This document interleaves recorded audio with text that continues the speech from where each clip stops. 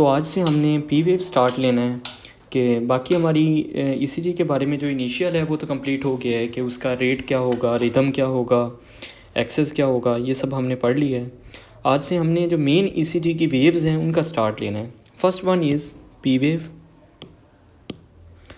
हम देखेंगे कि पी वेव में हमने क्या देखना होता है। अब जो हमारे पास एक्सेस था उसमें हम स्टडी करते हैं लीड 1 और AVF को, लेकिन पी वेव में हम लोग देखते होते हैं लीड 2 और V1 को। यानी पी वेव को हम स्टडी करते हैं in lead 2 and V1। Height of P wave should be less then 2.5 mm in lead 2 and height of P wave should be less then 1.5 mm in V1। तो ये यानी दो चीज़ों को हम देखते होते हैं in P wave in these two leads. और width should be less than 0.12 second. 0.12 second का क्या मतलब है कि एक स्मॉल बॉक्स हमारे पास होता है 0.04 सेकेंड, तो हम इसे अगर 3 से मल्टीप्लाई करें तो ये हमारे पास आंसर आएगा 0.12 सेकेंड। तो मतलब कहने का ये है कि जो इसकी विड्थ है पी वेव की, it should be less then 3 small boxes, यानी तीन स्मॉल बॉक्सेस से इसकी विड्थ कम होनी चाहिए। It will be normal. इस तरह अगर मैं यहाँ पे देखूँ तो ये वाली है हमारे पास पी वेव, और यहाँ पे अगर हम देखें तो ये एक स्मॉल बॉक्स, दो स्मॉल बॉक्स और ये तीन, तो 3 स्मॉल बॉक्सेस से इसकी विड्थ ऑलमोस्ट थोड़ी सी कम है, क्योंकि ये कंप्लीट है और ये हाफ और ये हाफ, ऑलमोस्ट 2 स्मॉल बॉक्सेस बन रहे हैं। तो अगर 3 से कम है इसकी विड्थ तो then it is normal. Okay, तो हाइट ऑफ स्मॉल जो पी वेव है यहाँ पे अगर हम स्टडी करें तो जो इसकी जो हाइट बन रही है वो ऑलमोस्ट बन रही है 1.5 स्मॉल बॉक्स। तो it should be less then in lead 2 it should be less then 2.5 mm, जबकि जो इसकी विड्थ है उसे हमने मोस्टली हम विड्थ को देखते हैं। So it should be less than 0.12 second. 0.12 second का क्या मतलब है कि 3 ऑलमोस्ट स्मॉल बॉक्सेस।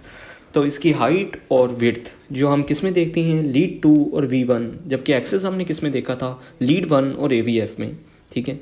अच्छा, अब जो पी वेव है इसकी जो पैथोलॉजी है वो इस तरह है कि देखिए नॉर्मली अब हमारे पास पेशेंट ज़ाहिर है सही वाला तो नहीं आने वाला ना, उसकी पैथोलॉजी ही आएगी। जो पी वेव है अगर ये टाल एंड एक्यूट है, यानी कि ये 2.5 mm इन लीड 2, यानी उससे अगर इसकी ज़्यादा है इसकी height, then we call it P pulmonale. ठीक है। और it occurs in right atrial enlargement.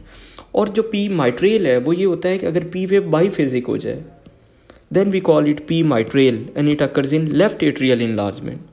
यानी उसमें हमें ये मिलती है लेफ्ट एट्रियल इनलार्जमेंट में पी माइट्रेल। और P pulmonale which is the acute T wave, यानी हाइपर एक्यूट हो गई है, then it occurs in right atrial enlargement and we call it P pulmonale. ठीक है। The next thing is P R interval. What is P R interval? P R interval ये होता है it is the interval from start of P wave to the start of Q wave. ठीक है, इसे हम बोलते हैं पी आर इंटरवल। हम इसे पी क्यू इंटरवल क्यों नहीं कहते, क्योंकि जो क्यू वेव है ना कई दफ़ा फिजियोलॉजिकली एब्सेंट हो जाती है, तो वहाँ पे फिर डायरेक्ट ही आर वेव स्टार्ट हो रही होती है। तो इस वजह से हम इसे जर्नली हम इसे कह देते हैं पी आर इंटरवल। ठीक है। अब ये कितना होता है, तो ये ऑलमोस्ट होता है 0.12 टू 0.2 सेकेंड। अब अगेन मैंने आपको बताया हुआ है कि एक स्मॉल बॉक्स होता है अपने पास 0.04 सेकेंड का, तो अगर हम इसे 3 से मल्टीप्लाई करें तो ये बनता है 0.12 सेकेंड। तो मतलब कहने का ये हुआ कि जो पी आर इंटरवल है ये 3 से 5 स्मॉल बॉक्सेस के बीच में होना चाहिए। 2 से 3 वैसे यहाँ लिखा हुआ है, यानी ये 3 से 5 यानी उसके बीच में है, तो फिर हम इसे नॉर्मल काउंट करते हैं। अब यहाँ से आप स्टार्ट करें, इसमें स्टार्ट ऑफ पी वेव से start of Q wave 1 2 3 4 small boxes, so it is normal. ठीक है। तो P wave P R interval क्या होता है जी, स्टार्ट ऑफ पी वेव से लेकर स्टार्ट ऑफ क्यू वेव तक आपने स्मॉल बॉक्सेस गिनने हैं, और एक स्मॉल बॉक्स 0.04 सेकंड का होता है। आप उस लिहाज से उसे मल्टीप्लाई कर लेंगे। जैसे यहाँ पे 4 आ रहा था तो 0.04 मल्टीप्लाई 4 आप कर लें तो 0.16 सेकंड बन जाएगा, जो कि क्या है हमारी नॉर्मल रेंज है। उसके बाद अगर ये पी आर इंटरवल बड़ा हुआ है, जिस तरह यहाँ पे अगर आप देखोगे तो ये पी वेव यहाँ पे है और ये यहाँ से स्टार्ट हो रहा है, और यहाँ पे देखिए क्यू वेव मिसिंग हो गई है, तो हम इसी वजह से हम इसे पी आर इंटरवल कहते होते हैं, यहाँ से लेकर यहाँ तक। And it is in large, क्योंकि यहाँ पे स्मॉल बॉक्सेस कितने आ रहे हैं, 1 2 3 4 5 6 7 8, ऑलमोस्ट 7 स्मॉल बॉक्सेस बन रहे हैं, जो कि ऑलमोस्ट यानी अगर आप 0.04 से 7 को मल्टीप्लाई करें तो ये ऑलमोस्ट 0.28 सेकंड बन रहे हैं, जो कि ज़्यादा है यहाँ से। इसका मतलब है पी आर इंटरवल यहाँ प्रोलॉन्ग हो गया है, और ये पी आर इंटरवल प्रोलॉन्ग होता है ए वी ब्लॉक्स में। अगर एट्रियोवेंट्रिकुलर ब्लॉक चल रहा हो, कि यानी एट्रिया से वेंट्रिकल तक जो कनेक्शन है उसमें अगर मसला है, यानी उसमें कोई बंडल ब्रांच ब्लॉक है या कुछ भी है, तो उसमें फिर ये होता है कि ये हमारे पास, या ऐसे नोडल ब्लॉक है, तो उसमें फिर हमारे पास पी आर इंटरवल प्रोलॉन्ग हो जाता है। और ये रिड्यूस कब होता है? In WPW syndrome. WPW syndrome क्या होता है? It's called Wolff Parkinson White syndrome. It's called Wolff Parkinson White syndrome, ठीक है, वुल्फ पार्किंसन वाइट सिंड्रोम। इसमें ये जो पी आर इंटरवल है ये छोटा हो जाता है। क्यों ये छोटा होता है? क्योंकि ना एक एक्सेसरी पाथवे बन जाता है। यूजुअली क्या होता है, ऐसे नोड से जाता है एवी नोड के पास, और वहाँ से फिर आगे वेंट्रिकल्स में जाता है।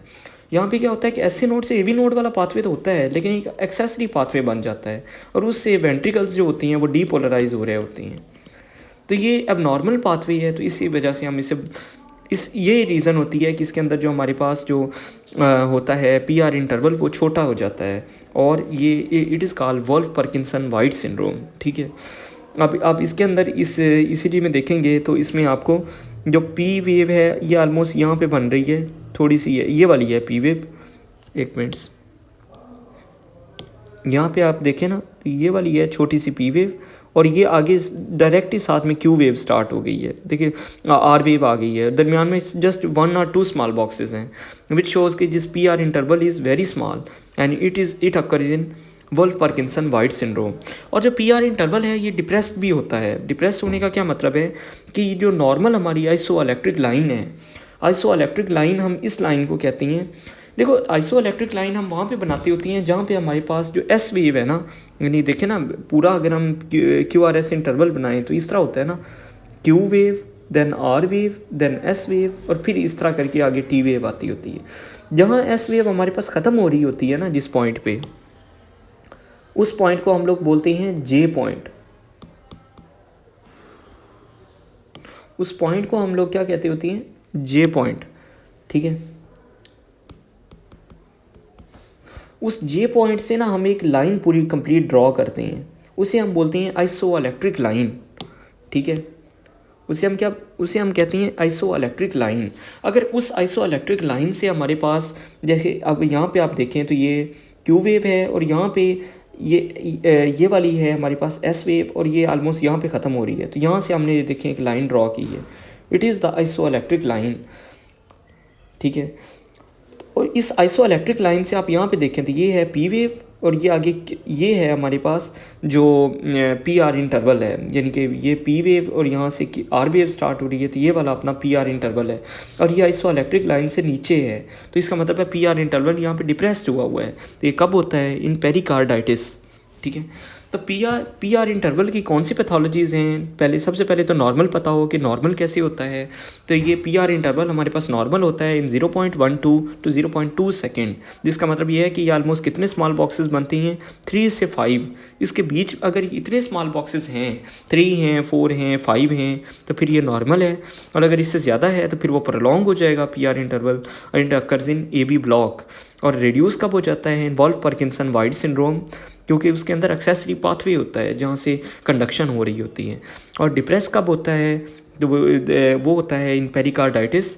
और डिप्रेशन का हम किस तरह आइडिया लगाते हैं? वो हम इस तरह आइडिया लगाते होते हैं कि हम एक जे पॉइंट ड्रॉ करते हैं।